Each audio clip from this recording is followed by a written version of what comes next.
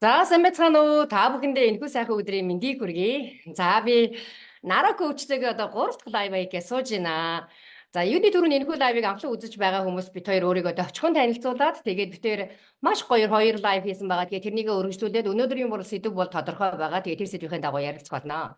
За намайг Бимба гэдэг та бүхэндээ би Америк нэгдсэн улсын Чикаго хотоос мэдчилж байна. Би санхүү эдийн засгийн бакалавр зэрэгтэй энэ Америк нэгдсэн улсад ирээд бизнесийн удирдлагын чиглэлээр магистрийн зэрэг хамгаалсан.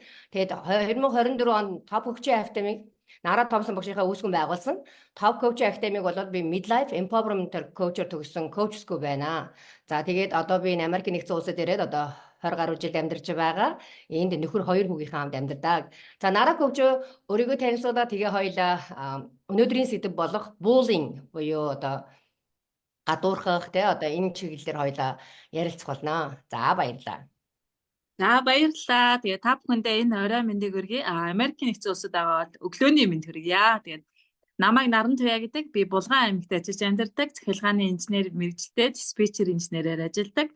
За 2024 онд Америк нэгдсэн улсад төвтэй Top Coaching Academy Teens Coach буюу өсвөр насны хүүхдийн коучоор ингээд төгссөн коуч бүсгүй байна. Тэгээд миний хувьд бол одоо Булган аймагт ажиллаж амьдраад бас ингээд удаж байна. Өөрөө бол унган хүүхдтэй байгаа. За тэгээд өнөөдрийн сэдвийг хоёр ингээд санаанд хүүгээр бас сонгож аваагүй маа. Өсвөр насны хүүхдүүдийн дээрлэхэлт бүлий гэдэг зүйл одоо Монгол улсад бол бүр хуультай болсон байгаа. Тийм тэгэхээр энэ хуулинд хүртэл орж яана гэдэг бол одоо ингээд өсвөр насны хүүхдүүдийг ингээд бие биенээ бүлийдэх, бие биенээ дээрлэх те ичхүүрийн байдалд оруулах гэдэг зүйл бол одоо ингээд бүр их л толгомцсон асуудал болоод байгаа юм.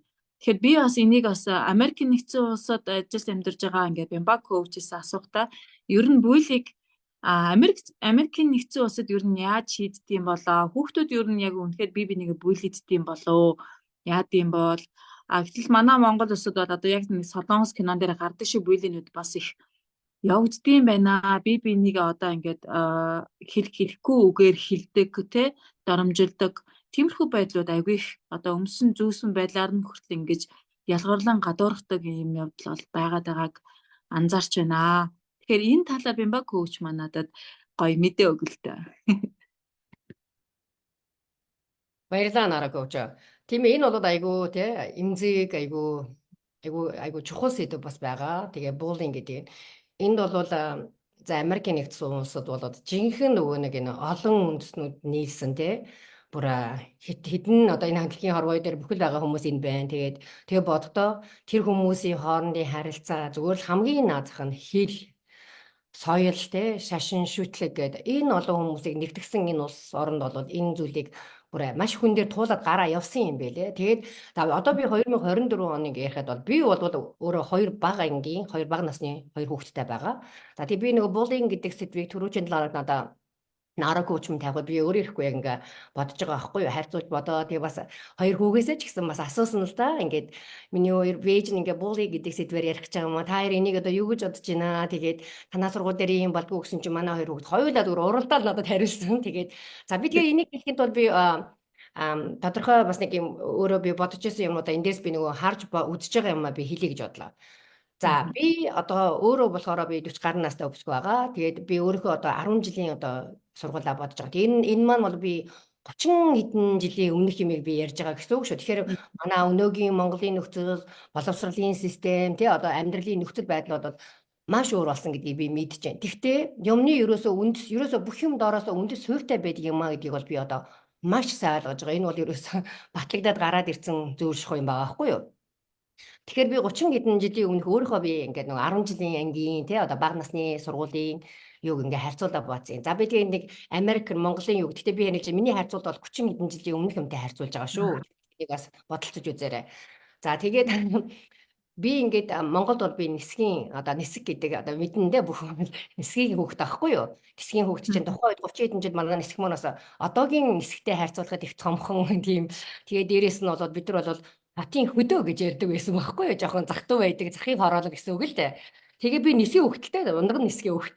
Тэгээд энэ нисгийн 7 дугаар сургуульд би эхнийхээ 1-ээс 5 дахь ангиас суралцаад 6 дахь ангиасаа 52 дуу буюу 52-ын тооны анги руу шилжсэн хүүхд байгаа. Тэгээд эндээсээ 6-аас 10 хүртэл одоо 52 дугаар сургууль сурч төгссөн гэсэн үг. Тэгээ би ингээд сургуулийнхаа юмнуудыг бодож байсан юм да. Манай сургууль, манай нисгийн ингээ одоо ингээ би чамд ингээ бүр яг ингээ зохион байгуулдаг заяа. Манай нисэг ерөөсөө ийм гэсэн. Тэр урд нэг хийсэн байрнуудтай ингээ одоо орон сууцуудтай гэдэг. Тэгээ хоошоо гэр хорооллоо байсан баггүй юу. Тэгээ тэнд яагаад чинь би бүр тэнийг бодоод гинтгээ айгу сонин надад тийм санагдсан. Сонинч ч ерөөсөө тийм хуваарь дээрсэн. А, Б, В, Г гэсэн 4 бүлэгтэй байсан манай анги. Тэгээ А, Б буюу эхний А, Б бүлэг нь ихэвчлэн тэр урдлын тэр байр нь буюу орон сууцад амьдардаг хүүхдүүд нөгөө яг тэр нөгөө байршнаараа хуваарилдаг байсан болов. Тэгээ В, Г нь бол дандаа тэр гэр хороолд амьдардаг хүүхдүүд маань тэгж анги нь бүрддэг байсан. Тэгээ мэдгүй тэр тэнд ямар тийм юу вэ? Ерөнхийдөө тийм юутай бүтцтэй. Тэгээд би болохоор нэг В-д орж манай анги В анги л та. Тэгээ манайх бол гэр хороол. Гэтэ манайх сүйдээ бас байлтаа болсон л да нэг улсаас нугаас энэ манай нөгөө социалист нийгмийн одоо юу байгаа нөгөө улстай ажиллаад нэг улсаас нэг байр өгдөг тэр байранд л ордог лээсэн тийм л байсан ба. За тэгээд тэр нэг айгу хөвгөлтэй. За тэгээд нэгдүгээр анги чинь нэгээс явсараад тэр анги нь ерөөсө хувирахгүй явсараад ингээд л одоо 10 гаруй хүртэл төгсдөг ч юм уу те. Яг хуу дундаас нөгөөд орж гараа явдаг л та шилжиж мэлжээ те. Тэгэж сургууль маань төгсдөг. За би Америкийг одоо өнөөдөр би 2024 онтой харилцуулж байна шүү. Америкийн сургуулийн бүтц ингэж явдаг юм байна. Би урд нь хэлсэн шүү дээ нөгөө манай хүүхдүүд баг сургууль хүртэл 3 сургууль дамжтаа гэж те. Тэгээд тэгэхэд энэ одоо манай хүүхэд бэлтгэл анги бэлтгэлийн урлагийн анги байгаа. Pre-K гэж байгаа. Бас энд нөгөө 3 4 дугаар өөр наснаас хүүхдүүд явдаг. Хагас цагаар явдаг. За тэгээд бэлтгэл анги 1-р анги нэг сургууль, 2 3 1-р сургууль, нэг сургууль, 4 5 нэг сургууль, тэгээд 6-аас өөр дунд сургуулиар ордог гэсэн шүү дээ. Тэгээд тэгэхэд тийм ээ жил болгон манай хүүхдүүд маань ингээд ерөнхийдөө бол 7-аас 8 бүлэг нэг ангид ордог. Нэг одоо нэг зэрэглэл нэгдүгээр ангид бол 7-аас 8 бүлэг. Нэг бүлэг нэг 20-аас 25 хүүхэдтэй гэсэн. Нэг 24 5 хүүхэдтэй. Тэгэхээр нэг 200 хүүхэд нэг л юунд яваад байгаа гэсэн үг байхгүй юу? 200 нэг 180-аас 200 хүүхэд. Тэгэхээр жил болгон тэр хүүхдүүд өөр багштай болдог. Тэр хүүхдүүдийг микс хийж жагаад нэг анги бүрдүүлдэг байхгүй юу? Тэгээ боддоо. Тэгэхээр ерөөсөө жил болгон анги нь өөрчлөгдөнө, хүүхдүүд нь өөрчлөгдөнө, багш нь өөрчлөгддөг. Тэгэж явдаг байх нь шүү дээ. Тэгэхээр одоо манай хүүхэд одоо том хүүхэд маань 5 дахь ангид явхад тэр 200 хүүхэд чинь ингээд ерөнхийдөө ингээд миксэд хийгээд яваал тэгээд үндсэндээ 5 өөр багшаар дамжиж байна гэсэн үг байхгүй юу? Тэгэж явдаг. Тэгээд би бас нэг анзаарсан юм нь би энийг ерөөсөө урд нь ерөөсөө тэгж бодож байгаа юм билгүй. Тэр багшийг бол хүүхдүүд мэдэхгүй хизээ одоо миний багш болохыг яг хичээл эхлэхийг хөвчлэн 10-аас 7-аас 10 хоногийн өмнө мэдэгдэнэ. Эцэг эхчүүдэд одоо энэ танаа хүүхдийн чинь ангийнхын хүүхдүүд нь багш нь ингэж хуваарилж өгдөг байхгүй. Тэрнийг урд нь төгсөөд бид нар мэдэх арга байхгүй. Гэтээ хүүхдүүд хичээл төгсөхийн өмнө хавар төгсгийнхөө өмнө ингээ нөгөө сургуулаараа буюу одоо дараагийнхаа одоо 1-р ангид төгсөж байгаа хүүхд чинь 2-р ангид маань 2-р ангийн 7 8 багш сууж байгаа нь шүү дээ. Энэ багшнуудтай танилцсан, сургуультайгаа танилцсан ингээд тийм нэг юм танилцах нэг өдрийн програм болдог байхгүй юу. Айгүй интернэр би тэгээ ингээ анзаарсан чинь Америкчууд чи өөрсдөө болохоор тэр буулын одоо тийм энэ гадуурхад эдрийг чинь бүр маш хүн дээр тусаж одоо яасан улс шүү дээ. Тэгэхээр тэрнийгээ бас тэрнээсээ урьдчилан эргүүлэх арга хэмжээгээ бас авсан нэг шилэгдмэл арга болов гэж бодож байна. Гэхдээ би хэлж байна би бол ерөөсөө мэдгүй. Би бол зөвхөн нэг 2 бага насны хүүхэдтэй л ээж хүн л би та бүхний өмнө яриа сууж байна. Зүгээр л миний ажиглаж харж байгаа зүйл маань тэр. Тэгээд энэ дээрээс юу асуугаар энэ жил хичээл эхлэхэд тэр нөгөө нэг эцэгчүүдийн митинг бас уулзалт болсон гэж хэлсэн шүү дээ. Тэн дээр яг одоо сургуулийнх нь принципал буюу одоо манай захирал нь те захирал нь хамгийн дөрөнд гэж хэлсэн. За бид бүхэн баяр хүргье. Манай одоо дүүрэг буюу одоо дистрикт одоо манай сургууль 56 улс орны хүмүүс суралцж байна. 56 энэ жил одоо манай амар их 56 хэл, соёл одоо шашин шүтлэг гэдэг хүмүүс чинь байгаа шүү дээ. Тэгээ ийм хүмүүс нэгдэж нэг дээвэр дор суралцж байна гэж хэлж баяр хүргэжсэн байхгүй юу. Тэгээ боддог тэр хүмүүсийг нэг дор суралцуулаад тэгээ хамгийн гол нь энэ зүйлээс урьдчилан сэргийлж байгаа зүйл нь ерөөсөө хамгийн түрүүнд тайлбарлаж байгаа юм ерөөсөө одоо манайхаар бол дүрм журмаа одоо хууль дүрм журмаа дандаа тайлбарладаг. За манай сургууль ийм дүрмтэй. За энэ дүрмийг одоо би одоо битэр өнөөдрийн сэдв болохоор буулын болохоор би яг хэлээдгээ. Тэгэхээр манай сургууль ерөөсөө эцэг эхчүүд нь ч тэр хүүхдүүдэд бүр ягштаг тэднийг хэлдэг. За хэрвээ те хүүхэд биенийгээ яах юм бол эхний удаад нь анхааруулнаа. 2 дахь удаараа одоо багш нь одоо юу сануулах юу хэлнэ. 3 дахь удаад нь эцэг эхт нь мэдэгдэнэ ч гэдэг юм уу. Тэгээ 2 дахь удаад нь сануулж хэлнэ. 2 дахь удаад нь эцэг эхт нь мэдэгдэнэ. 3 дахь удаад нь магадгүй сургуулийн захиралтай яригдана. Тэгээ захирлын өрөөнд дуудагдана. Ийм дүрм журмтай. Тэгэхээр тэр хүүхдүүд мэдчихэж байгаа байхгүй юу? За би одоо энийг нөгөө би хоёр хүүхдээс асуусан гэсэн шүү дээ. Буллинг гэж одоо юу вэ гэсэн чинь манай хоёр хүүхд гэж байгаа байхгүй юу? Үгүй ээжээсээ нөгөө ингээд хэрвээ яах юм бол асуудал гарах юм бол бид нар эхлээд багштай хэлнэ. Тэгээд хэрвээ энийг зогсоохгүй бол дараа нь ингээд итгэхтэй хэлнэ. Ингээд бид нар чинь бүгдээр яг энийг бүр ингээд автоматар суулгацсан юм шиг тэрнийг мэдээж байгаа. Тэгэхээр ерөөсөө ямарваа нэгэн юмыг ганцхан энэ гадуурхал дээрлэхэл биш. Ерөөсөө энэ хорвоо ертөнцийн амьдралын ерөөсөө энгийн зүйл нь нөгөө нэг ил тод байх тусмаа илүү тэнд бүх зүйл одоо нөгөө яаж явж байгаа. Манай монголчуудын нөгөө ярьдаг шилэн данс ба штэ. Тодорхой юм байхад тэр хэрвээ хаагдмал, нуугдмал, цоочтой хаалганы цаанд би хэлээд байгаа штэ. Масктай царайны цаана тэнд чинь л дандаа муу муухай бүхэн одоо юу гэдэг тэрнийг нууж явж байдаг байхгүй юу. Ил тод уйл дөрмөнд тодорхой байх тусам хүмүүс айгүй амар хялбар тэрнийгээ дагаж явдаг. Тэрнийгээ зөрчих юм бол шийтгэл буюу тэрнээс хариуцлага хүлээн гэдгээ мэддэг юм чинь багаас нь судаад өгсөн байна. За тэгээд одоо би нэг яа манай баг хүүхэд нэгдүгээр найдлан байсан. Автобусаа зүгээр уйлаад буугаад ирлээ. Нэг удаа гэж авсан чи тэгсэн чил зөв мами намайг манай ангийн одоо автобус сууж байгаа охин хүүхэд заяа тийсгээд намайг шоосоо одоо тий одоо ингээд манайхаар шоосон гэдгээд тэгээд би тэгээ би хүүхэд тэрж аваад миний хүү за окей тэгээд яагаад тэгсэн ингээд тэгсэн чи намайг тийсгээд исэн мэт ингээд за тэгээ нэг удаа тэгсэн тэгээд би хүүхдээ тайвшруулаад тэгээд зүгээр болцсон. Тэгсэн чи дараа нь удаач нэг хэд хоногийн дараа дахиад тэгээ буугаад ирсэн заяа. Тэнгүүд нь би бас ингээд би тэг чинь багшийнхаа сургалтанд суудсан байсан болохоор за миний хүү ээж нь хамгийн түрүү нөгөө автобусныхын жолоочтой хэрвээ яри магадгүй нөгөө суудлын сойж болдог байхгүй юу тэр хүүхдээ хажууд нөгөө одоо нөгөө ковид болсон бас айгүй их юм өөрчлөгдсөн. Ковидос болж хүүхдүүдийг яг суудлууд нөгөө асайн хийдэг болсон. За дээрээс нь ингээд янз бүрийн юм байгаа. За тэрнийг ярих юм бол бүр их олон юм байгаа. За тэгээд тэгсэн чинь манай би тэгвэл автобусныхын жолоочтой нэрээ тэгээд цаашлах юм бол би багштай мэдгэдий, багш руу мэдгэдий гэсэн чинь манай хүүхд за it's okay mommy I'll handle myself гэдэг чинь би өөрөө нэгэ зохицуулъя гэж явсан байхгүй юу. Тэгээ манай хүүхд гэж ерөөсөө яагаагүй. Тийм надад бол асуудал бол гаргаж орж ирээгүй. Тэгэхээр ингээд бас нэг өөрийгөө бас тэрнийг зохицуулаад одоо би чи надад нэг бол суудлаа солих ч юм уу тийм арга хэмжээ авсан баг. Тэгээд тэрнээс ч би дахиж тийм асуудал гараагүй. Тэгэхээр би зүгээр нэг зүйлийг ажиглаж байгаа энэ хүүхдтэй хүмүүс бол ерөөсөө хүүхдүүдээ л маш сайн ажиглаж байгаараа. Та бүхэн л ерөөсөө таны л ерөөсөө нүдний чинь урдоор нүдний чинь доор явагдаж байгаа үйл явдал шүү. Тэгээд хүмүүс аягүй бол ярьдаг чинь манай хүүхд аягүй сэргэлэн цовоо байснаа дуугаа болж जैन тий. Ер нь бол аягүй гонигтай болж जैन гэдэг юм ингээд ийм шинж тэмдэг хэрвээ илэрж байгаа бол за тэр тусмаа энэ өсвөр насны дээр илэрж байгаа бол тэрнийг маш сайн одоо тий анхаарч эцэгчүүд минь анхаарч бас хүүхдтэйгээ ярилцах хамгийн наазгын тийм арга хэмжээ аваарай гэж хэлмээр байна. За тэгээ нараг өвч минь юу гэж бодож чинь чи өөрийнхөө талаараас тайлбарлаад өгөөч. Баярлалаа. За Америкийн соёл бас үнэхээр гайхалтай байна. Бас хилэн хийж ярилцаж шилэн байх юу гэдгийг орчин нөхцөлийг бас ингээд бүрдүүлж өгч байгаад нь үнэхээр их баяртай байна. Миний хувьд бол яагаад тэгэхээр ингээд манай Монголд бол яг одоохондоо энэ бүрэн хэрэгжээгүй байгаа.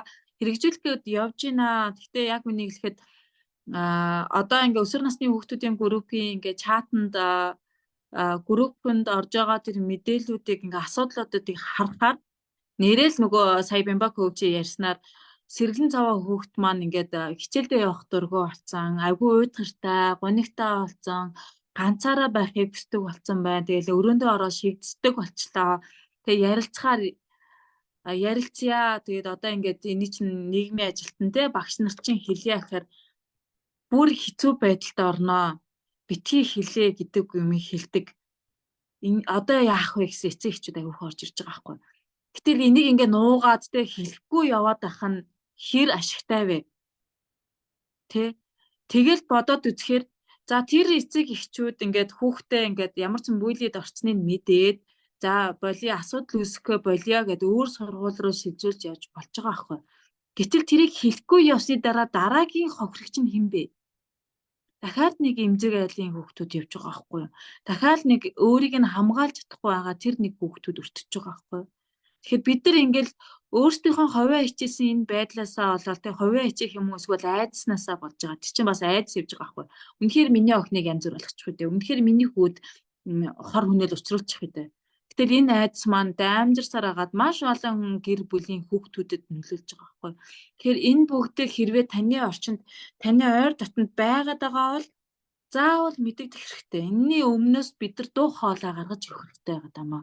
Бид нар дуу хоолойтой өөрийн гэсэн нэг үзэл бодолтой те хүүхдэд хамгаалах тэр нэг хамгаалтыг бий болгосон байх хэрэгтэй байхгүй. Яг хинээс айгаад бид нар ийм аймаар хөлцөнгөө байгаад байгаа. хэрүүл тэмцлээ сайгаад үлдсэнгүй байгаа даа мó.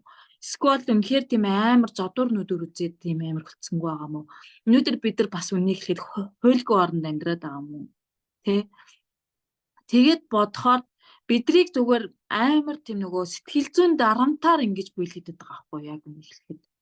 Одоо яг бидний үе шүү дээ. Одоо би бол 80-аад оны одоо бүтээгдэхүүн те 90-ад онд одоо ингээ 90-ад онд 2004 онд ингээд 10 жилээ төгссөн хүн байгаа шүү дээ. Тэгэхэд бидний үед юу болдог гэсэн бэхэд жинхэнэ зодон болдог гэсэн байхгүй. Зүгээр зодтолтол нөгөө хүүхдүүд нь таалагдахгүй бол хоорондоо зодтолтол. За тэгээд бүр амар зодоонууд нэцэг ихийн чихэнд хүрдэг. Тэгээд бусдаар бол одоо ингээл бараг ингээл хоорондоо зодтолтол явж идэг. Тим хүүхэд нас исэн шүү дээ.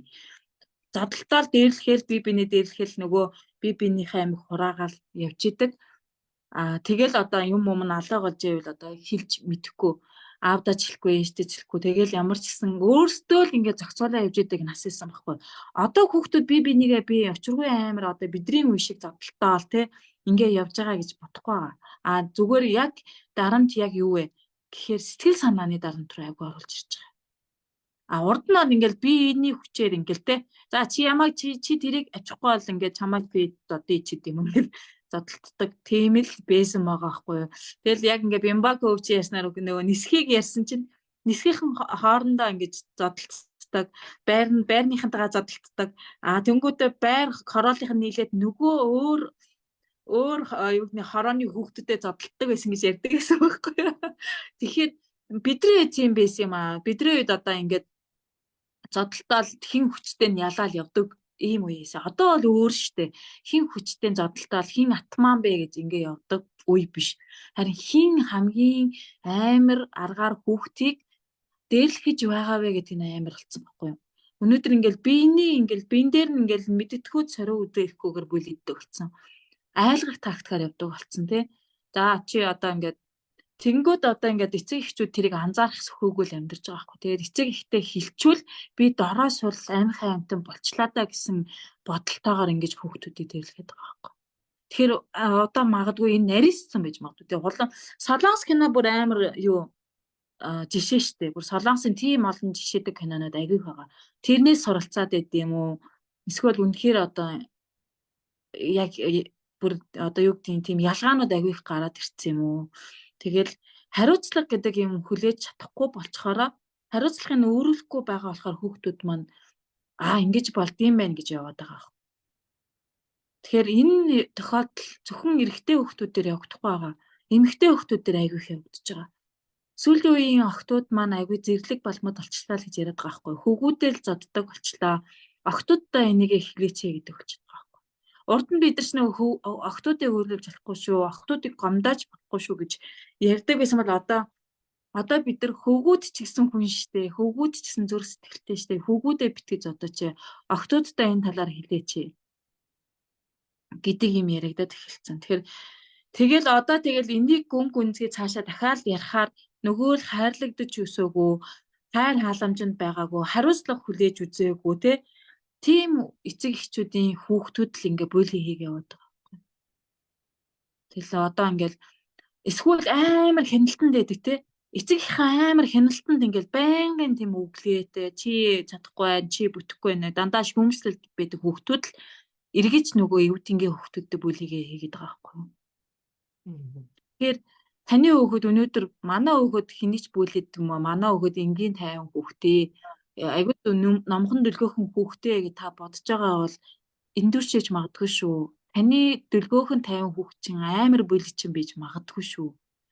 Хин нэгэн одоо багш, нийгмийн ажилтан танаа хүүхэд бүлээдэд ороод ирчлээ гэдэг юм бол та одоо ингээд яг ингээд чочих нь штэ тий. Үгүй штэ манай хүүхд тийм биш штэ. Тэгсэн чи яг үнэхээр хүүхдтэй анхаарал, хүүхдтэй цаг зав гаргаж байгаагүй эцэг эхчүүдийн хүүхдүүд л тэгж орж ирэх магадлал маш өндөр. Маш өндөр. Тэгэхээр эцэг эхчүүдээ хүүхдээ анзаараараа яг бимбак хөөч яг хэлсэн штэ сая. Хүүхдүүд чинь таны нүдэн дээр байгаа. Та хүүхдүүдэд ажиглах бүрэн боломжтой. Хүүхдүүдэд ажиглаач. Хүүхдүүд чинь яг тантай нэг өөр сая харьцаад үе тэнгийнхаа хүүхдүүдтэй өөр харьцаад байна уу? Энийг та бас анзаарах хэрэгтэй тий. Яг яаж харьцаад байна? Таны урдаас хийг яг хийгээд байна уу? Эсвэл зүгээр л тантай л хийг яг хийгээд байна уу тий? Энийг бас анзаарах хэрэгтэй. Зарим хүүхдүүд бол одоо нийгэмд ингээд үеийнгийн хүүхдүүдтэйгээ энгийн айгүй зөөлхөн даруун харцсан болдог гэртээ айгүй ширүүн харцад байдаг хүүхдүүд бас байгаа. Тэгэхээр л эн чинь нөгөө өссөн орчин хинтээ хамт байгаа вэ, хинтээ мэдээлэл солилцож байгаа вэ, хинтээ ярилцж байгаа вэ гэдгээс шалтгаалаад хүүхдүүд маань өөр өсөд байгаа байхгүй. Уул нь сургууль яг нэг зүйлийг өгöd байгаа шүү дээ. Болохгүй шүү, бүлэдэж болохгүй шүү. Бүлэний хуйлтай болцсон шүү. Гэтэл цаад эцэг эхчүүд нь тэрийг яг мэдж байгаа юу? Бүлэдэж болох юм уу, болохгүй юм уу хэлж өгч байгаа юу те? Эцэгчүүд маань яг энэ талаар яг байгаа юу гэдгийг айгүй сонирм байгаа. Яг үнэ. Дараг хөгжээр яг тэр мэдж байгааг энийг ч л харин хүмүүс одоо нөгөө нэг хууль дүрмийг нь яг тэр зааврыг нь ерөөсө тодорхой сайн ойлгуулах хэрэгтэй юм байна гэж би бол тэгж хараад байгаа байхгүй юу. Би ерөөс нь Америкийн системийг хараад байхад эцэг эхчүүд нь бид нар хурал очиход яг тэрнийг хэлж байгаа байхгүй юу. Яг тийм презентацийн тавьж байгаа байхгүй юу. Ийм арга хэмжээ авна. Хэрвээ хүүхэд нөгөө нэг сургуулийн дөрвөн журмаа ихээ тодорхойлж байгаа шүү дээ. Манай сургууль ийм дөрвөн журмтай. За энийг зөрчих юм бол эхний ээлжинд нь ийм арга хэмжээ авна. Тэгээ бүр тэгээ багш нар нь одоо тэр юу нэг жок болгож бас ингээд хөвгөлтэй гэж байгаа. Яг бид нар бол жижиг майнер юмнуудыг бол ингээд өөрсдөө аргачнаа. Нэг бүр танарлуу зүгээр юм болгоныг авчиж тавиад байхгүй тий. Гэхдээ хэрвээ ингээд энийг асуудлыг шийдэж чадахгүй эцэг эх рүү бичгээр явуулнаа тий. Дараа нь principal office руу орж ирнэ. Одоо тий захирлын юу руу орж ирнэ. Ингээд ийм дараалал явна гэдэг чинь тодорхой хэлчихэж байгаа байхгүй юу. Тэрний чинь хүүхдүүдэд ч гэсэн бас яс тодорхой. Тийм учраас харин ер нь тэр хууль дөрвөн журам гэдгийг хүн мэдчихээгүй л одоо би энийг дагах ёстой юм байна. Тэгээ дээрэс нь хэрвээ би энийг дагахгүй бол харин тийм хариуцлага бас надад үүрэг байгаа шүү гэдгээл бас тэгээ мэдсэн хүүхдүүд чинь л харин ямарваа нэгэн ийм асуудалд өртөх нь бага байдаг юм байна л гэж бодоод байгаа. Тэнийг л тодорхой болгочих хэрэгтэй. Хамгийн л наазах нь. За тэгээ би түрүүн бүр ингээд сургуулийн системээр хэллээ шүү дээ. Тэр хүүхдүүдийг ингээд хооронд ингээд микс хийгээд ингээд одоо нөгөө нийлүүлээд буцаж нэг анги болгоод яваад хахаар ингээд одоо манай хүүхд чинь 5 дахь анги болсон чинь одоо юу гэдэг 5 дахь ангийнхаа 4 5 дахь ангиуд одоо нэг сургууль явж шүү. 4 5 дахь анги нэг сургууль явж шүү дээ. Тэгэхээр чинь тэр хүүхдүүдээ бол ерөнхийдөө ихэнхийг мэддэг болсон гэж очих. Бүр ингээд нэг ангид суучихсан тийм. Чи бодоо 25 хүүхэд 5 жил өөр ингээд заах нэг анги заримдаа 2 3 бас 5 хүүхэд тавтагдаа яваад идэг л та ингээд дараагийн ангид дараа жил нэг анги болсон байдаг. Тэгэхээр чи нэг бараг 100-аас 100 гаруй хүүхэдтэй нэг анги болсон явж исэн байгаа байхгүй. Энэ 5 жилийн хугацаанд. Тэгэхээр чинь тэд нар чи урд нь нэг жил ингээ нэг анги суудсан. Ингээ явахаар ерөөсөө бүгдийг мэддэг. I know юу гэдэг яваад идэг хориг гэдэг шиг зүгээр нэг ингээ тийм хоорондоо ингэж тэр бас систем нь харин зүгээр тэрийг ажиглаад үзэлтэй. Тэр бас нэг дотроос учиртай байгаа. Ингээд хооронд нь микс хийгээд тэгээ дараагийнхаа ангийг бүрдүүлдэг. Багш нь жил болгон өөрчлөгддөг. Тэгээ тэрнийг ерөөсөө урд нь хэлэхгүй байжгаад яг хичээл эхлэхээ өмнө яг тэр нь тодорхой болдог ч гэдэм үү. Одоо гэтээ би үннийг хэлэхэд би яг Монголынхаа би сургалтын юуг бол өстой мэдэхгүй байгаа шүү уучлаарай. Би 10 30 хэдэн жилийн өмнөх юмтайгаа харьцуулъя. За тэгээ би буллинг гэдэг юм дээр би өөрийнхөө нэг амьдралынхаа жишээг би хэлье гэж бодлоо. За тэрнээс өмнө бол би одоо энэ Америкийн нэгдсэн улсад нөгөө нэг Америкт амьдарч байгаа ээжүүдийн групп их олон янзын группуд байдаг л да. Тэр тусмаа тэр ээжүүдийн групп яг бид нар энэ одоо Америкт амьдарч байгаа хүүхдүүдийн ийм асуудал гараад байна. Бид нар ерөөсө бүхэл асуудлаа ярьдаг л да. Тэн дээр бол тийм одоо зарууд гэдэг тийм мэдээлэлүүд мерсээр орж ирдэг юм. Манай хүүхдүүд дээрлэхэд байна. Энд одоо ямар арга хэмжээ авах вэ?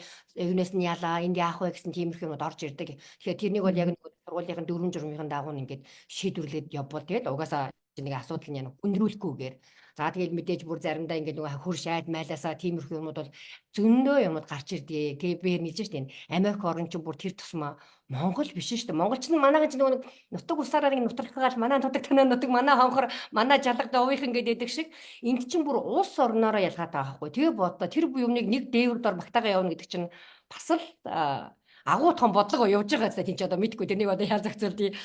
За би ийм юунд өөрөө энэ бол би булли гэж хэлгээд зүгээр би нэг амьдралдаа ийм юм болсон юм миний амьдралд. Би түрүү хэлсэн шүү дээ. Би 6 дугаар ангиасаа 52 дэх тооны анги руу шилжсэн. Манай нисэхээс би Төвийн төв рүү орж ирж байгаа байхгүй 52 дугаар сургууль руу. За тухайн үед ч юм бол би 32 3 жилийн өмнөх юм ярьж шүү. Тухайн үед ч юм бол нөгөө нэг яг ингээ цөөхөн тооны нисэх маань юм цомхон байсан болохоор цөөхөн тооны хүүхдүүд ингээ хот руу ингээ явдаг нэг оюутнууд нь явдаг ингээ айгүй тийм тодорхой байсан л да. Чи тэгээд нэг би одоо 6 дугаар анги гэхээр чи нэг 12 1 2 та хүүхдийн тухай ярьж байгаа гэсэн. За би тэгээд чинь 1-ээс 5 би чинь 50 7 дугаар сургуультай нисгтэй бол бас гайгүй нэг онц сурдаг мурдаг 5 одны онцын эзэн ингээ бас нэг нийгмийн итвэх сайтай энэ дээр би нэг юмыг бас дурсаадах юм. Манай одоо 4 5 дугаар ингээд биднийг дааж авсан багш байгаа, шүрээ багш байгаа. Би бүр тэр багшигаа бүр нэрэ тусгаас үр аргагүй. Одоо ч би одоо уулзаагүй маш удаж байна. Гэхдээ би тэр багш маань миний зүрхэнд бас хатаастай байдаг хүний маань нэг байгаа. Манай ангид дааж аваа, дөрөвдүгээр ангид дааж аваа. Тэгээ би тухайн үед ангийн дарга марга болоод. Тэгээ нийгмийн яг итгэвтэй би нараа маань хэлжсэн би нэг галзуу охин байсан гэдэг шиг би ч бас тийм хөдөлгөөнтэй тийм цангинсан дуутай тийм охин байсан байхгүй юу? Тэгээд ангийн дарга болоо тэр багш маань тухайн үед залуухан би одоо санаж байхын 3 бага нас балчир насны хүүхэдтэй байсан заяа. Тэгээд тэгээ манай ангийг дааж аваа тэр багш маань ямар зүтгэлтэй, тэ сэтгэлтэй, дайчин, тийм зоригтой багш байсан бэ. Тэр 35 6 хүүхэд байгаа штэ. 11 2 10 настай хүүхдүүд гэсэн үг штэ. Тэгээ тэр ангийг дааж аваа тэр ангийг ерөөсөө ингээд ийм юу руу оруулсан айгуу тийм дотор нь ороод ийм эргүүлсэн. Тэгээ тэр хүүхдүүдийг манай багш маань яасан гэхээр ерөөс амар нийгмийн идэвхтэй. Тэгээд ингээд хүүхдүүд ингээд ангид чинь ингээд хүүхдүүд чинь зарим хүүхд нь сурлагын гайгүй, зарим хүүхд нь сурлагаараа доголдно. Би бүр санджаа тийм манай ангийн багш бүр намайг ингээд дагуулад. Тэгээ бид нар чи би түрүүн хэлсэн шүү дээ манай ангийнхаа чи хинхээ нөгөө гэр хорооллын хүүхдүүд. Тэгээ гэр хороолч нэг аюултай юм байдгийн. Тухайн үед чи миний бүр өнгөлцөг хагардаг юм нохоотой айхтар нохоонуудтай. Тэгээд намайг би 10 настай хүүхдийг дагуулж явж та ангийнхаа дарга гэсэн. Хоёулаа чи ангийнхаа хүүхдүүдийн хаалгыг зохиод хин хичээлээс хоцорж ийн энэ хүүхдүүд маань яагаад ямар асуудал гарч уу яагаад ойрд ингээ хичээл сургалтанд оролдоод байна яагаад хичээлээ таслаад байна гэж бүр ингэж араас нь ингэж нэг бүрчлэн явдаг. За тэгээ хүүхдүүд тэнд миний санджихын ангийнхаа 36 хүүхдийн одё л та 3 бүлэгт хуваагаа заяа. Бид нар ингээд хорооноосоо ингээд баярлаа клуб гэж ажилладаг заяа. 3 хөгшин настай тэр нөгөө асран халамжлах хүн байхгүй хөгшин настай хүмүүс очиж тусалдаг. 10 настай хүүхдүүд гэж бодохдоо очиод гэр орны цэвэрлээд өгдөг, төлөө модыг бэлдээд өгдөг, хоол унданд туслаад өгдөг. Тийм ажид бид нар хичээлийнхаа хажуур идэг. Хажуугаар нь дууланд явуулдаг. Бүжиг гэдэг манай ангид 10 бүжгийн хос байсан гэж боддоо. 10 бүжгийн хос 20 хүүхэд нь хоорондоо бүжгэлдэг гэж бод. Тэр хүүхдүүдийг тийм нийгмийн итгэх рүү оруулаад дээрэс нь жоохон гайгүй хичээл нь гайгүй хүүхдүүдийг хичээл жоохон сул явж байгаа хүүхдүүд ингээд тавтлага мотлого өгөөд ингээд бүгдийн чирээд тэр би тэгээд харамсалтай нэг би нөгөө нэг 6 дугаар ангиасаа шилжээ явцсан юм л да. Эдгээр би шилжээ 52 руу тооны анги руу явсан ч гэсэн би дандаа буцаж анги руугаа бүр нэг хэдэн жил явдаг байсан. Ангийнхантайгаа ингээд буцаж гүйж чаа. Тэр чинь нөгөө нэг тэр хүүхэд тэнд айгүй comfortable тийм айгүй тааламжтай байж штэ. За тэгсэн чи би 52 руу шилжиж явсан чинь надад 12 настай охинд юу болсон гэхээр тухайн үед чинь яг нөгөө нийгэм 92 оны үе юм ярьж байна би. Нийгэм маань яг бүгдээрээ нийгэм маань дампуурж исэн улс орн маань хэцүү байдалд орсон нөгөө зах зээл шилжээд за тэгээ нөгөө автобус нөгөө буудалд ирээ зогсдоггүй нөгөө тэний явж идэг энд очиод зогсчдаг тийм л амар хэцүү үе. Чи тэгээ бодоо 12 настай хүүхэд дотор руу шилжээд за дээрэс нь тухайн үед яг одоо бол үнэхээр шилжилтийн нас руугаа орсон заяа.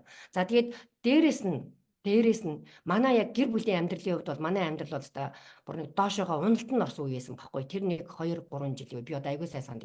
Манай эмээ маань хэвтэрд ороод удаачгүй манай аав манаас өвдөд ингээ манай гэр бол 2 өвчтөй хүнтэй. Тэгээд яг нэг эхнээсээ нөгөө манай том ах нар манаас ингээд нэг амьдрал руугаа залгаад эхнийхээ өөрийнхөө амьдралыг бодоо явсан чинь юу гэдэг манай нэг амьдрал нэг хэцүү үеэс юм. Яг тэр нэг шилжилтийн улс оронч дампуурсан манай гэр хувийнхаа хувьд ч гэсэн тийм хэцүү үе таарсан хэдэн жил. Яг тэр үед нь би 52 руу шилжиж явж таарахгүй юу. Тэгээ нэг би ингээ гэр хорооллын хөгч би ингээ хичээлдээ явчихсан. Манай ингээ би тэр одоо инсүүдийг би айгуусаа сандаг. Манай ангийн охин одоо нэг охин намайг ингээ хүүхдүүд ингээ тойроо зогсчихсан чинь намайг гэсэн байхгүй. Би баа чамаас яасан муухай өмхийн өндөр өнөртэй. Яа чи чамаас муухай өндөр өнөртэй дэр гэж хэлсэн байхгүй юу. Тэгээ зүгээр л гэж хэлсэн. Тэр хүүхэд ямар ч үнэхээр муухай өмхийн өнөр өнөрцөн байхгүй юу. Тэгэхээр тэр хүүхэд юу ч удаагүй тэгээд тэр хүүхэд тэгэж ганцхан өгүүлбэр хэлсэн үг нь надад яа зөхөгцсөн бэ гэхээр ингээд тэр чинь би ч нэг гэр оролдын хөх тааш штэ. Өмхийн өндөр нөгөө нэг хөөрхийн нүүрс төлдөг үнэ. Нүүрс нэг үнэ. Таны үнэ байхгүй юу. Тэгээ би чинь яа гэртээ хараад нөгөөдөөс ичиж өгөхгүй штэ. Өгч байгаа байхгүй. Гэхдээ тэнднийхээ хинд ч хэлэхгүй штэ би. Хинд ч хэлэхгүй гэргэнд. Тэгээ би айгу хөвгөлтэй юм. Би чинь өглөө нөгөө тэр нисгээс хичээлд явахын тулд хамгийн эрт одоо аюу дэм 5 6 цаг тусдаг. Тэгээ би хамгийн холоос одоо хичээлд явдаг хүүхдээсэн байхгүй юу. Ангида хамгийн холоос явдаг. Тэгээ би тхийн тул би өглөө ингээд бигээр яг мэддэг байхгүй 5 6 цаг тусаад ингээд нусны ачуурыг хэргэлдэг. Ингээд нусны ачуураар гараа угаадаг гэсэн байхгүй юу.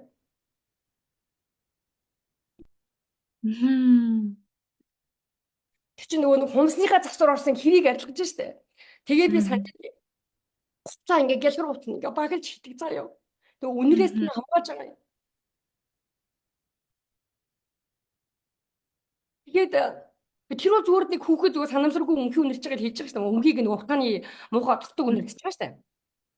Тэгээ би тэнийг хийж явдаг байсан байхгүй юу? Тэнийг би хичээлдээ би хамгийн эрт тустай тэгээд тэрнийгээ хийдэг заяа. Тэгээд За тэр нөгөө нэг гэр хороолос явж байгаа тэр нисхийн манай хамгийн эцсийн нөгөө буудлаас явдаг. Тэнд өглөө харахгүй шүүн тэр зураг жоохон хүүхэд ер нь тэр яаж тий амьд байсан мэдэхгүй. За одоо тэгээ олон хүмүүс тэгээ явж лээсэн л да. Тэгээ тэгж тэмцэж амьдарч исэн байхгүй. Тэгэхэд тэн надад юу нөлөөсөн гэхээр нөгөө миний дуу хоолой тэнд дарагдаж эхэлсэн байхгүй юу? Өөртөө итгэлгүй. Тэр чинь нөгөө ганцхан шөнийн дотор болчих юм биш байхгүй юу? Ингээд би үл тгээ явж байхад би тэгээд за тэгэл орхигдсон заа юу. Тэгээ би тэр чинь тухайн үед нөгөө манайх бас байртай байсан л та хөргийн нөгөө байр урд нь нэдэг. Тэгээ би нөгөө ээжтэйгээ аавтайгаа нөгөө эмээтэйгээ ингээд би мимуутай ингээд ягаад чинь гэртэл байдаг байсан л та. Тэг би тэгж гараа өдрөө өглөө болгон хичээлд явахдаа угаадаг яваад та. Гутаа ингээд гэлгэр багл тавиад тэрнийгээ өмсөө явдаг яваад та. За тэгээд тэр ингээд өнгөрсөн чинь нодлон хүртэл заа юу. Би 40 хэдэн нас хүртлээ энэ надад энэ траума гэдэг юм чи хүний бид яг ингэж судаг байхгүй. Би зүгээр л одоо зүгээр ярьж байгаа юм заа юу. Тэгээд одоо ингээд Америкт хахад Монголоос хүмүүс ингээд идэг байхгүй. Тэр тусмаа өвлийн үйлрэлт ингээд Монголоос хүн идэхээр яг тийм үнээр үнэртдэг. За энэ хувцснаас нь Биндээс нь. савнаас нь би минь ч бас гайгүй заа чамдан савнаас нь тийм өмх нэг тийм усааны үнэр үнэртдэг байхгүй юу? Одоо гайгүй болж байгаа. Тэгээд тэр үнэр үнэртгэхээр яг тэр тусламж минь надад ингэж орж ирдэг гэж боддоо. Яг тэр яг өчтөрхөн болсон юм шиг тийм зүгээр тэр нэг хүүхдийн нэг зүгээр санамсаргүй хийсэн магадгүй нэг жоохон шоглччиг хэлсэн ч юм уу одоо юу гэдэг мэдгүй тэр зүйл надад тийм гүн туссан байсан гэж боддоо айгу гайхалтайгааз. Тэгээд тэр нэг нодлог би нэг яриад тэгээд би ингээл алгуулж байгаа байхгүй юу. Ийм сэтгэлийн шарга юм гэдэг чинь ийм жоох юмнаас үүсдэг байхаа нэ хүмүүсээ. Нэг хүмүүс чинь нэг амар хүнд юм болохоор үүсдэг хүмүүстэй үгүй. За дээрээс нь бүр зарим хүмүүс сэтгэлийн шарах гэдэг юм шин аваагүй хайраасаа аваагүй үзээгүй юмнасаа хүртэл үүсдэг гэж боддоо. Тэгэхээр хүмүүс миний зүгээр тэр цумаа ээжүүд миний ерөөсөө анхаарж байгаараа үр хүүхдийг анхаарж байгаараа ямар нэгэн өөрчлөлт яваад байгаа сэтгэл санаанд нь харилцаанд нь өөрчлөлт орж байгаа болвол эцэгчүүд минь жоохон ярилцаа тэр нэг жоохон багтарсан жоохон төгжрээд байгаа юм л гаргацдаг. Тэр эрт тусмаа гаргачих тусмаа тэр чин тэр доторыг чин зурж дотроос чин чангааж одоо өмхийрүүлэхгүй юм шүү л гэж хэлэх гээд байгаа санаа. Тийм юм надад тохиолдож ирсэн шүү. Би тэгээд тэр чинь харин айгүй олон жил явсан байхгүй юу? Бүр гайхалтай.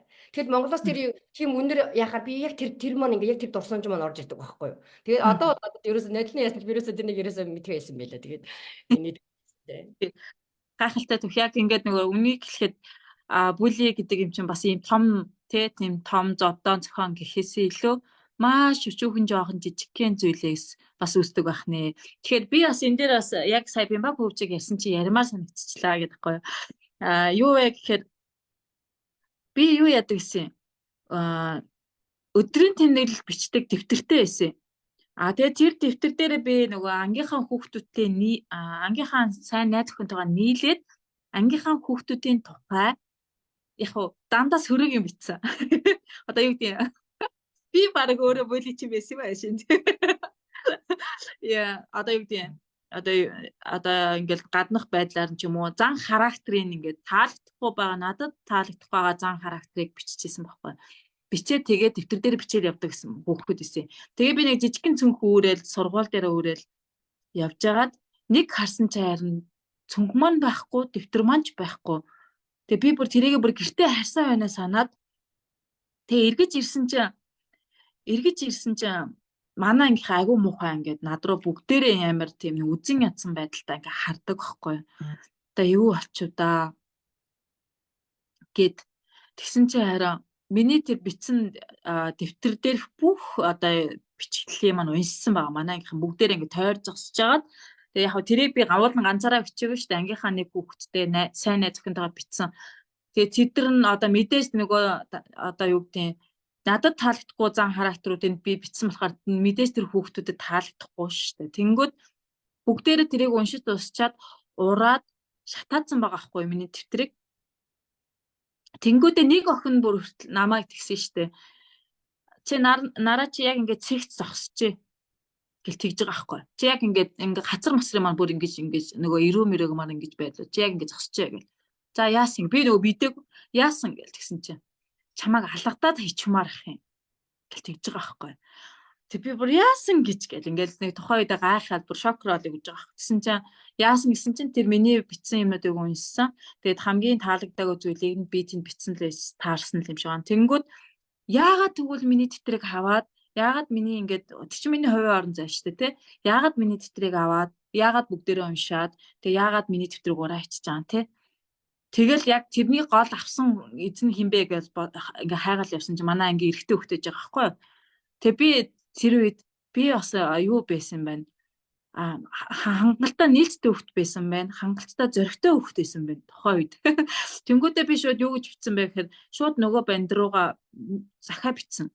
За чи ямар тэнэг үйлдэл хийд юм бэ? Чиний энэ үйлдэл чинь надад ерөөсө таалагдахгүй байна. Чиний энэ үйлдэлээс болоод манайх надад дургу болчлаа. Тэгэхээр би чамааг үнэхээр үзэн ядж байна. Ингээд чиний энэ айгу ухамсаргүй юм тэнэг үйлдэлээс чадаад би айгу ингээ ангидаа нэр хүндгүй болчлаа. Би чамааг нэг насаар харахгүй гэдэг мессеж захаа бичиж явуулчихсан. Тэгэл тийж би өөрийгөө хамгаалжсэн. Тэгэл тэгсэн чинь дараа нь тэр банд надаас уучлах байгаал уучлаарай гэж орж ирчихсэн байхгүй. Гэхдээ тэндээс юу хэлсэн бэхээр намайг алгадчих юмсан гэсэн тэр охин одоо алт надад дургу. Яагаад тэгэхээр би тэр хүүхдэд бас нэг талаараа бүли хийцэн байгаа байхгүй. Тэгэхээр бидний үйлдэл ямар тийм юу юм бэ? Тэгэхээр бид нар хүүхэд насны ингээл амар гинэн цайлган үйлдэл хийдэг ч ихсэн санаадаа санаандгүйгээр хүүхдүүдэд амар би айгу гомдоогоод ингээ явж идэг байхгүй. Тэгээ магадгүй би тэр охиноос уучлалт гуйх хэрэгтэй байх л та. Одоо л би уучлалт гуйгаагүй. Гэтэ яг нь ер нь бол 20 жилийн дараа ингээд хэрвээ уулз зохион байгуулах. Гэтэ би бичсэн байдیں۔ Ер нь бол нэг тэмдэглэлийн дэвтрийн тухай нэг нийтлэл бичээд ангийнхаа группт оруулсан байдیں۔ Тэгээд олж харсан байх гэж бодож байгаа. Тэгэхээр яг нь хэрвээ дараа нь ингээд одоо бид нэр 20 жилийн уулзталж байгаа шүү дээ. Тэгэхээр тэр үед ми таарлах юм бол бас би ангийнхнаасаа уучлалт гуйна. Гэтэ яг энэ үнийг хэлэхэд тохоо юм би ингээд нөгөө өөр төржсэн сэтгэл өөрхөн дэвтэр дээр л ууланд бичсэн байхгүй юу. Тэрийг манай ангийн хүүхэд бусдад задлцсан жоохон тийм юм болсон. Тэгэл тэрнээс олж бас манай ангийн эдүү хүүхдүүд бас л сэтгэлийн шарахтай үлдсэн чинь билүү те. Тэгэхээр энийг ярихгүй л бол энийг ингээд нөгөө хоорондоо ярилцахгүй л бол гарахгүй л дээ те. Бас л хэцүү. Тэгэхээр ингээд нөгөө юм шиг байна. Тийм тэгэхээр нөгөө нэг бүлийг нэг холоос хайх хэрэггүй юм шиг. Бид нар ч гэсэн өөрсдөө дотроос хаймаар юм. Яг үнэ. Тэгэхээр түрүүн анзаарсан бол нараа коуч өөрөө хэлчлээ. Нөгөө нэг юм эмзэг яагаад бас гэр бүлийн бас эмзэг нөхцөл байгаа хүүхдүүд чинь бас тийм юмд өртөх магадaltaй. За энэ аюул нь энэ ахгүй юу? Энэ хамгийн одоо энэ дээрс гаргаж ирэх гэж байгаа зүйл нь тэр. Ерөөсө багш минь хэлдэг нөгөө dysfunctional family гэж хэлдэг шүү дээ. Одоо бол functional гэдэг чинь одоо хэвийн бус үйл ажиллагаа тэс болчгоор чинь нөгөө хэвийн бус үйл ажиллагаатай одоо нөхцөл байдалтай гэр бүл гэж байгаа шүү дээ. Тэгээ тэрэнд нь болохоор аюул олон юмуд ордог байхгүй. Манайч нөгөө одоо юу гэдгийг архитектон согтууруултай гэр бүлийн орчин хүчирхийлэлтэй гэр бүлийн орчинд өсөж байгаа. За тэгээд одоо би түрүүн өөрийнхөө амьдралын нөхцөлд орсчлаа шүү дээ. Ингээд бас санхүүгийн аягүй гүн нөхцөлд ороод ингээд өвчтөе хүмүүстэй ингээд тэр чинь хүртэл ингээд хүний хүүтийн одоо хүмүүсийн цэцгээс нөлөөлж яадаг байхгүй яг тэрнийг зүгээр энгийн их актер хэцүү биш ч гэсэн ингээд нөлөөлөж явж байдаг. Тийм эмзэг байгаа юмн дээр чинь ямар нэгэн юмыг олж хүн айгүй тийм нөгөө өнтөгч болчдаг гэдэг чинь ингээд юмыг илүү гүнзгий тусгаж аваад яадаг байх нь шүү дээ. За жишээлбэл нараа маань хэрвээ өөрөөдөө бас тийм одоо ихтгэлтэй бус хүүхэд байсан бол буцаад ангийнхан тэрнийг үйлс гаргасан бол магадгүй тэн дээр аягүй дарагдаж өвчөө өөрөө бас тэгж юунд орж болно шүү дээ. Одоо бүр тийм бүр ангийнхнаасаа гадуурхагдаач гэдэг юм одоо мэдгүй чиний саяны жишээн дээр тэгэд чинь тэгэхээр хүүхэд бас тэрэндээ өөрөө бас нөгөө тартаа сайтай одоо гэр бүл гэлч л да юунаас гэр байгаа хүүхэд чинь бас тэр хэмжээгээр юмд өртөөд байх нь бага байдаг юм байна л гэж л энэ санаанаас хэлж байгаа юм. Тэгэхээр харин гэр бүл дотор байгаа ээж бүхэн харин энийг өөртөө мэдчих хэрэгтэй байгаа байхгүй юу? Хүүхдүүдээс ямархуу нөхцөл байдал байгаад байна. За тэгээд эртхэн илрүүлэх тусмаа тэрнээс гарах магадлал ерөөсөө хурдан амархан тийчний жоохон юм байгаа штэ. Миний жишээ дэрхэд хэрвээ манай ээж аав минь анзаарсан болоод одоо миний хүүчин яагаад ингээл хөөрхи өглөө остол ингээд гармаараа угаалan хувцаа ингээд яац ингээд асуусан бол өө би ч надаа намайг дандаас муухай өнөр иртээд байгаа маа ч гэдэг юм уу. Тэр мөрийгээ хэлээд ингээл гаргацсан болсон бол би тэгээд тэрэнд өөрийг минь ганцаараа ингээд шалаад явж байхгүй байсан юм уу. Одоо мэдэхгүй л те зүгээр гэхэд л жишээний тийм л жижигхэн л нэг юм юу байгаад байгаа байхгүй. Жохон анхаарал хадамжны ганц зөв үед нэг зөв цаг үед нэг зөв үгийг хэлчих ч юм уу те. Тиймэрхүү байдал байдгийн юм бэлээ. За тэгээд одоо би Америкийг төсөөлж амьдаа төлөөлж ярьж байгаа чинь би бол зүгээр бага ангийн 2 хүүхэдтэй хүн шүү. За энэ хүү лайвыг үзэж байгаадаа Америк гэж бай ер нь гадны оронд амьдарч байгаа. За хаанч амьдарч байгаа юм. Ахлах насны гэдэг байгаа чинь өсвөр насны одоо манай нараа коуч маань өсвөр насны коучтэй. Эн чинь бүр especially бүр цаанаасаа цаатлын чинь биеийн бас энэ гормон гэдэг юм чинь одоо дарангуйж гэдэг юм уу ингээд танаас ингээд өөрчлөлт явагдаж штэ энэ чинь хүртэл би сэтгэлийг тавгуудуулж яадаг юм байгаамаа энэ зүйлийг одоо гэтээ манайхан бас одоо харьцангуй нөгөө нэг өсвөр насны юг бол айгуу сайн мэддэг болоод байгаа гэдэг шүү дээ тийм мэддэг болсон одоо ч нэг дунд насыг ойлгохгүй яваад байгаа гэдэг шүү дээ тийм ерөнхийдөө урд нь бол юу гэдэг өсвөр нас мадаж одоо бидний үе юм чинь тэр чинь мэдэхгүй шүү дээ юу яриад баг яг чи юм яриад байгаа ингэж баг хоолтой байвал их юм чи говцтой байвал чи их юм л гэж л баг хэлэн шүү дээ. Тэгээд чинь нийгэм өөрчлөгдөж байна тий.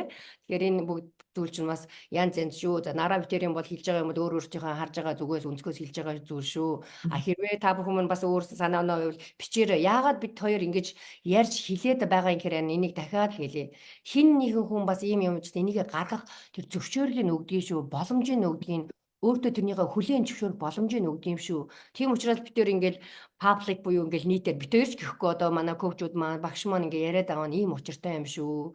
Тэр нэг доор нуугдаад байгаа тэр үндсэндээ тэр шаналл зовлон одоо бидний ярьдаг өөрөө тэр хүнд өөрийн чинь доор нь ингээ чангаага татаад байдаг юм чинь аль болох хөнгөж бас ийм зүйл би ганцхан зовоод яваад байгаагүй юм байна. Зовоод байгаа юм биш юм байна. Бас өөр хүмүүс бас байдгийн байна ч гэдэг юм уу тийм болцоог олгодог юм аа гэж дахин байна. За тэгээд нараа коуч маань өөр одоо энэ сэдвийнхээ дор хэлэх юм юу вэ? Тэгээ би бас цаг байвал нэг чамаас ганц 2 минут сая нараа коуч манаас багштайгаа уулзаад ирсэн байгаа. Нараа томцсон багш маань Монголд ирсэн байгаа. Тэгээ тэр талаараас хэлэх ганц 2 юу байвал хоёлаа ярилцаа тэгээд лайв өндөрлөе. Баярлалаа нараа. Яг сая Бямба коучи ярьж байгаа зүйл дээр ингээ бодсон чи сая нөгөө хөгжсөн хүүхэд хамгаалагдсан байдаг гэж үг гэдэг байхгүй юу? Тэгэхээр ер нь бол тэр хүүхэд яаж хөгжих вэ гэхээр хайрлагдаж өссөн хүүхэд хөгжөөд байгаа байхгүй айгүй хурдан ингээд дэмжлэг байнгын хайранд байнгын дэмжлэг дунд те шүүмжлэл биш дэмжлэг дунд ингээд яваад байгаа хөгжөөд байгаа байхгүй тархин хөгжөөд тэгээ мэдээллийг айгүй сайн боловсруулж чадчихээн ямар ч мэдээлэл авсандаа энийг тэгвэл би яах вэ гэдэг ийм анализ хийдэг тархитай болчихжээ те тэгэхээр ингээл гэр бүлийн орчин айгүй чухал гэдгийг л одоо ингээд сая битээр яриа айгүй ингээд гаргаад ирж байгаа байхгүй. Өнөөдөр бүлий дөртөж байгаа хүүхдүүдийн ар гэр нь яг ямар байгаа вэ гэж бодоод үзье л дээ тий. Тэгэхээр бүлийдж байгаа хүүхдийн бас ар гэр нь бас ямар байгаа вэ гэж бодохоор тэгэхээр гэр бүлийн орчин хэвээ хоорондоо харилцдаг эрүүл зүй харилцаатай хүүхдүүдэд дэмждэг хүүхдүүдэд ингээ хайрладаг гэр бүлийн хүүхдүүд бол одоо яг үнэхээр бүлийдэхгүй бүлийн дөртөхгүй байх магадaltaй. За өртсөн байлаа гэхэд өөрийгөө хамгаалттай тий намайг хамгаалдаг эцэг их бэдий намайг хамгаалдаг нийгмийн ажилтан багш тий хууль шүүх бүгд байгаа гэдэг мэддэг би хэрвээ хин нэг намайг бүлээх юм бол би өөрийгөө хамгаалж чадна гэсэн итгэл үнэмшилтэй явж байгаа байхгүй юу тийм тэгэхээр манайхаа гэр бүлийнхээ орчныг анзаараарай хүүхдүүд ингээд таны хүүхдийг ингээд бүлэдэх орчин та бүрдүүлсэн байна уу үгүй юу гэдгээ бас харах хэрэгтэй тий тэгэхээр ажиглаараа хөгжсөн хүүхэд хамгаалагдсан байт юм аа тэгэхээр хамгаалагдсан хүүхэд хайрлагдсан байт юм аа тэгэхээр зөвхөн хамгийн дахиад нөгөө үндэс хайр тэрэн дээр явж байгаа. Тэгэл ээжүүд маань хайрлаж байгаагаа яаж илэрхийлж байгаа вэ? Аауд маань хайрлаж байгаагаа яаж илэрхийлж байгаа вэ? Тэ хүүхдүүд чи яг хайрыг чи яаж мэдэрч байгаа вэ? Гэдгийг тэгэл ярилцчихээс л мэдэрнэ шүү дээ тий. Тэгэхээр дахиад ярилцах гэдэг юм бол хөсөөгөө орж ирээд байна шүү. Ярилцах холбоотой шүү дээ тий. Ерөөсөө биенээс харилцах энэ нэг хүүхэд намайг дээрлэхэд байна гэдэг юмыг хэлж чадчихвэл тэгэл тэрийг та анзаарч чадчихлээ танаа хүүхэд ямар ч хөгжих нэ хамгаалах нэ тий. Учиргүй нэг амар гадны нөлөөл тий одоо юу гэдэг нэг байгалийн давуу төшөө хүч гэдэг шиг юм орж ирэхгүй хүүхд өөрийгөө хамгаалаад явах ингээл тойрог үсгэл яваад байна гэсэн үг шүү дээ. Өөрийн гэсэн тойрогт болоод өөрийн гэсэн хамгаалах ингээл тойргоо үсээд яваад байна гэдэг чинь бид нар нэг ингээд амар амгаалаа ингээ хүүхдээ санаа зовхгүй унтах хэмжээнд очиж байна л гэсэн үг шүү дээ. Тэгэл бидний л амар амгалан хүүхд маань эрсдэлгүй байгаасаа хүүхд маань тайван байгаасаа хүүхд маань аз жаргалтай байгаасаа л гэж бодож байгаа болохоос биш хин нэгэн хүүхдийн маань очиод зоочих үедээ гэж бодохгүй шүү дээ. Тийм битгий байгаасаа л гэж хүсэж байгаа юм чинь. Тэгэхээр л хүүхдтэйгээ ярилцгал аягүй чухал. Тэг хүүхд чинь танд өөрийгөө илэрхийлж байгаа тэр үед нь л аягүй сайн сонсоод анзаараад авчвал өстой бид нар өстой тэр л өстой яг бидний энэ хүүхдтэй зориулж байгаа хамгийн чухал цаг. Тэгэл болоо. Яг үнэ. Тэгээ харин ерөөсөө хүүхдэд дархлаатай өсөхийн тулд мэдээж дархлаатай гэр оронд өсгөх хэрэгтэй байна те. Эрүүл гэр оронд өсгөх хэрэгтэй байна. Харилцаанд өсгөх хэрэгтэй байна гэдэг. Эдгээр бол ерөөсөө хоорондоо маш уялдаа холбоотой зүйл байгаамаа. Тэгээд би түрүүн анх ихэд би лайв ихэд хэлсэн. Ерөөсөө юм болгон үндэс углуултай шүү. Зүгээр ганцхан өдөр тэнгэрээс унаад буугаад ирдэггүй юм аа. Нөгөө овоо босгоогүй бол шаазгаа юунд суух вэ гэдэг шиг л ерөөсөө юм болгон чи учиртай. За тэгээд бууланд өвтөж байгаа хүүхд чинь бол харин хэлж чинь бас бодоод үзээрэй яг тэр хүүхд маань өөрөө бас эмзэг байна уу? Юмыг тэгж айгүй тий эмзэг бас ингэж одоо юу гэдгийг юм болгонд ингэж хийж аваад байна уу тий гэдэг чи ерөөс айгүй ингээ харахад ерөөс юм болгон гэдэг чи учиртай байна. За тэгэж эцэгчүүдэд хэлмээр байна. Тэгээд за нараг хөгжөө нэг хэдхэн минут гоё явсан түгээсээ яриад өгөөч бүр юу сонсгор. За багш мань ирсэн та минь ретритэд явсан номынхаа нээлтийг хийсэн багш мань гэж сая гоё яваад ирсэн. Та ингээ 2 өдөр 21 22-нд бид нар ингээд хамтдаа коучуд уулзлаа. Тэгээд байгалийн сайханд ингээд уулзсан багш маань ингээд бас урд хожид байгаагүй тийм гоё лекцийг тавьсан. Тэгээд ингээд лекцээ тавингууч бид нар чинь хаана яваа илээ? Бид нар чинь хинээс илээ? Тэгээд тэгэл багш маань та нар өөрсдийнхээ замаар гэрэлтэй. Та нар минь өөрсдийгөө ингэж хүрэх ёстой дуу хоолойгоо хүргээ. Таны дуу хоолой ингээд бидэрт энэ нийгэмд аягүй хэрэг болоод байна шүү. Маш их ээж нар ингээд зовж байна. Тэр ээж нар маань зовлон даагаад байна. Гэхдээ эмэгтэй хүн гэдэг чинь те жаргах гэж ирсэн юм аа. Тэгээ яаж жаргахаа мэдэхгүй, жаргалаа дааж чадахгүй ингээ яваад байна. Зовлон даад өмөртлөө жаргалаа даахгүй байна. Тэгвэл яаж жаргах хэвтэй юм те. Энэ ийм гоё хичээд орсон. Тэгэхээр эмэгтэйчүүд бид нар үнийг хэлэхэд яг үр хүүхэд гэдэг зүгээр нэрийн дор өөрсдөө хаягдуулчихад байгаа хгүй. Гэтэл бидний хамгийн гол нөгөө онгоцон ороод заад ирсэ те. Хамгийн түрүүнд хүчруулаа та өөртөө хийн, дараа нь та хүүхдтэй хийн. Хүүхд өөрөө хийжээж хүүхдээ аврах боломжтой. Тэрнээс биш хүүхдээ эцээ дараа нь хүүхдээ хийх гэсээр автал өөрөө ингээд хүчүүл одоо ингээд чадарчвал ямар муухай ярьчих. Яг үнэн шүү дээ. Нараг хөгжөө. Би хүүхдээ хийн хайр те. Яг үнэ. Тэгэхээр ээжүүдээ эхнээс нь өөрсдөө хайрлаад, өөрсдөө хөгжүүлээд, өөрсөндөө хөрөнгө оруулаад тэгж явсныхаа дараа тийм ингээ өөртөө ингээ арчаатай, өөрийгөө хайрладаг, өөртөө ийм одоо ингээд цаг зарцуулдаг эцгийг хүүхэд ээжигээ дөрөдөг байхгүй юу? Энэ чинь ээж манай ээж өөртөө ингээ цаг зарцуулдаг юм чинь би ч өөртөө цаг зарцуулъя. Би ч өөртөө хөрөнгө оруулъя. Хүүхэд ингэж болж өсдөг юм аа. Тэрнээс биш хүүхдээ бодож ингээ хүүхдээ өөрийгөө хайцсан ээжээс хүүхэд суралцахгүй байгаа байхгүй юу? Дахиад өөрийгөө хайдаг хүүхэд гарч ирээд штэ. Бусдын төлөө явдаг хүүхэд яваад байгаа байхгүй юу?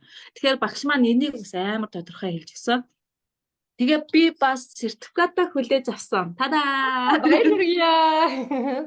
Ямар гоё юм бэ хаа? Бас юм. Сайн харагдах байна үүдээ болохоор Яг тийм. За ямар ч автан байгаа. Баярлалаа. Тэгээд багштайгаа бас ингээл лайв хийсэн. Би бүр ингээл лайв хийснийхаа дараа тийм асуудаг байжээ гэл ингээл чин чи ингээл байнгын догтлол донд яваад байгаа байхгүй ингээд бүр ингээ хүн чи ингээ хитрхээ их догтлчаар ингээ юу асуух хэлээ яах хэлээ гэдэг мэдхээ ячдаг бүр ингээ амар Аз жаргал мэдэрсэн эрэг цэнийг нөгөө цэнгээр өстө жинхэнэ ингээ цэнэглэгдсэн байхгүй ямар ч бид нар цэнгийг айгу буруу аваад идэв юм лээ нөгөө архинаас дарснаас буруу нөхөрлөлөөс үндэ тийм биш паритаас гэдэг харин үндэ тийм биш ямар ч архихгүй ингээд ямар ч хорч зөрчилгүй ингээ 2 хоногийг өнгөрөөгтөө бид нар хамгийн дээд хэмжээгээр цэнэглэгдсэн. Тэгээ багш маань ингээд эрэг цэнийг намаа монгол хэл дээр хэвлүүлээд захиалга аваад эхэлсэн. Одоо худалдаанд бол гарахгүй. Тэгээд тэр номоо бас ингээд бид нар чинь ингээл хараад баярлаад намаа авцсан гэл. Энэ ном чинь бидний 21 хоногийн те маш өндөр сургалттай зүйцэхээс ном бохгүй юу. Бид нар чинь тэрэндээ хөрөнгө оруулаад явцсан. Гэтэл манай маш олон эмэгтэйчүүд одоо бидний 21 хоногийн сургалтанд суух боломжгүй те цаг завгүй явж байгаа. Тэгээ санхүүгийн боломжгүй явж байгаа.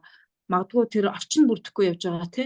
Гэтэл ном ингээд өөрийнх нь гар бидний гар дээр хүрээд ирнэ гэдэг чинь өөртөө цаг зарвалаад номоо унших боломжтой болчихж байгаа. Тэгэхээр энэ номыг уншаад мянган эмэгтэйчүүд гэрэл авах боломжтой тий. Хаана би гаццсан бэ гэдгээ харах боломжтой тий. Тэгэл би чинь ийм хүн байсан биз дээ. Янг гэл нөгөөс гаццсан мэдрэмжүүд нь орж ирэх тийм боломжтой боломжтой цаг ном маань ингээд бидний гар дээр хүрээд ирчтэй. Тэгээ үнэхээр ингээд гайхалтай юм аа бас ингээд ийм гоё гэрэл гээгээтэй хүмүүсийг тэргээд ингээд байх гэрэл гээгээтэй хүмүүсийн донд орно гэдэг чи өөрөө айгүй тийм хувь зохиол юм байна. Үнэхээр ингээд бидний донд орооч бидний гэрэлд ороод ирээч. Эмэгтэй хүн гэдэг чинь жаргах ёстой юм байна. Эмэгтэй хүн чинь жаргалаад авах ёстой юм байна тий. Заавал бид нар ингэж ярьдэн ш нь зовлонгийн төргөн жаргалын удаан гэж ярьдэн штэ уулан тий. Тэгээ яагаад тэрнчгээ байж чадахгүй байгаа тий. Тэгэл зовсны эцэс жарганаа л гэдэг. Тэгээ яагаад хизээнд яг жаргах гээд байгаа юм тий. Зовоол идэг жаргахгүй байгаад идэг тий. Тэгэхээр энэ бүх боломж, энэ бүх эрх бидэрт өөрсөнд нь байд юм аа. Бид нар чинь амьд байгаа юм чинь тий. Амьд явам өөрөө үнцэнтэй юм шүү дээ гэдгийг агүй сайн байна. Тэгэл яг ингээл амар мундаг ингээл эмгтээчүүд донд орсон чинь би чинь ингээл өсвөр насны хүүхдүүд дундаа ингээд гэрэлтэх хэрэгтэй юм байна. Би тэр ээж аавуудад ойлгуулчмаар байна. Би тэр хүүхдүүдэд чи ч мөн цэнтэй шүү дээ. Чи ч мундаг шүү дээ. Чиний гэрэл тэнтэй шүү дээ гэдэг хэлээд өчмөр шүү дээ гэсэн амар тийм ориглон би хийх ёстой гэсэн юм руу ороод ирсэн шүү дээ. Баяр хүргэе Нараа Ковч. Нараа Ковч. Зарим ингээд би ингээд хөтөлбөрт орж исэн. Тэгээд би зарим тийм хөтөлбөрт орчоод би ингээ өөрөө ингээ сэтгэлээр унчаад гарч ирдэг гэсэн шүү дээ. Хүмүүс чи юм мундаг байхад би чинь хаана яваад байгаа юм бэ? Би ямар муу байна. Энэ хүмүүс тэрэнд ингээл амар цойлоо явж хахад яагаад би ийм муу байгаа юм бэ гэж өөрийгөө голсон мэдрэмжтэй гарч ирдэг гэсэн байхгүй юу? Гэтэл тэнд чинь амар өөрөөхөө гэрэлтсэн мундаг эмэгтэйчүүд байхад би яагаад өөрийгөө голохгүй? Би чадах юм байна гэсэн ийм итгэл өншилтэй. Тэгэхээр энерги хүртэл өөр. Ингээд өөрийгөө голсон энерги та мэдэрч байгаа бол тэр эрэг орчин биш байна. Харин би хийж чадна гэсэн ийм итгэл өнөмшлтэй гарч иж байгаа бол тэр яг таны орчин юм уу? Би нэг бүр аягүй сайн мэдэрсэн. Тэгэхээр чамдаас баяр хүргье. Угаасаа манай TCA буюу Top Coach Academy-ийн багш ингээд бүх коучуудтайгаа явсан. Тэр бол гайхалтай. Би ч одоо хол байгаа мөртлөө ерөөсө та нартай байгаа юм шиг сэтгэл минь догтлоод бүр яг тэр мэдрэмжийг бүр мэдрээд байгаа юм чинь. Тэгээд Нараа коуч мань хэллээ. Би ингээд одоо тэ өсвөр насны хүүхдүүдтэй эцэг эхчүүдтэй би ажиллах хэвээр тийм ирч хүч авсан. Би бүр чамдаа бүр үнэхээр талархмаар байна. Бүр Нараа коучинг мань хийж байгаа энэ ажил бол бүр маш чухал зүйл юм шүү. Нараа коуч бүр earlier буюу эртхэн тусмаа илүү үр дүнтэй багаасаа энэ зүйлийг мэдэх тусмаа үр дүнтэй байдгийн байна. Тийм учраас чи бүр нөгөө ямны гал голомтон дээр нь ажиллаж байгаа гэхчээр тийм байгаа шүү Нараа коуч. Би чамдаа бүр нэрээ бүр тусгаалan баяр хүргэе. Тэгээд энэ үйлсийгээ бүр маш сайн өргөжлүүлээд яваарай. Би чамаагаа мэдж байгаа угаасаа мундаг. Тэгээд Нараа коучинг авж байгаа тий коучлуулж байгаа хүмүүс бол үнэхээр азтай. За тэгээд сая багшийн маань гоё ном гарсан. Би угаасаа нөгөө энэ 3 жилийн өмнө англи хэл дээр хэвлэгдээд гарсан. Миний одоо ширээний ном л да би ерөөсөө байнга ингэ явж байдаг. Үнэхээр мундаг гоё ном ингээд ерөөсөө айгүй энгийн мөртлөө маш дотор нь айгүй их зүйлийг агуулж исэн багш маань хэлдэг. Би энэ номыг бол өөрийнхөө сэтгэлийг зүрхээ байсан та нарын төлөө зориулжсэн юм аа гэд багшийн маань тэр номыг олоод аваад уншаарай. Тэр бол танд бол мундаг сайхан коучинг болно. Ер нь бол тий амьдралыг харах үнцгий чинь бол яа шал өөр өнцгөр харах болцоо олгоно. За тэгээд Нараа коуч нь хэллээ тэр сайхан хамт олон гэдэг хүн болгон бодоод үзээрэй. Ерөөсөө эн чинь үг гэдэг штэ. Миний эргэн тойрон байгаа 5 хүнийд би дундажнаа гэд өөрийнхөө найзал нөхөрж байгаа эргэн тойрон таны орчинд хэн байна ингээ өөрөө нэг бас ингээ хараарай миний найз нөхөрж байгаа. Ер нь та бол тэр хүмүүсийнхаа дундажна л гэж бодчих. Тэгэхээр сурж хөгжиж боловсрые те ингэж өөрийгөө өөрчлөе өөртөө хөрөнгө оруулалт хийе гэсэн тийм сайхан хамт олон руу ороод ирэхээр өөрөө ирэхгүй тийм өсөж дивжий гэсэн тийм бодол сэтгүүтэй болдгийм билээ. Тэгээд ийм сайхан бас өөрөө хамт олонны нэгж нь болоо явж байгаа да. Би ч гэсэн бас маш их баяртай байгаа. Тэгээд чамдаа баяр хүргэе. Тэгээд бид маш сайхан юм 3 цуврал гоё nice сайхан лайв хийлээ. Тэгээд би одоо энийг үзэж байгаа хүмүүсээс энэ дээрээс нэгийг бодож хоёрыг тунгаанахаа гэж бодож байна. Амьдралдаа тэгээд ер нь бол сайхан юмыг сонсоод өнгөрч болно. Гэтэ аль болох амьдралдаа авч нэг ч гэсэн зүйлийг нэг ч гэсэн жоохон үйлдэл хийж хэрэгжүүлээрэ гэж та бүхэндээ хүсмээр байна. Тэгээд чамдаа хамгийн сайхан бүхний хүсэн өрөөё. Баярлалаа Нара Ковч бас ингэж давыг гаргаж ингээд надтай ийм сайхан лайвуд хийсэн чамдаа үнэхээр их талархлаа. Баярлалаа.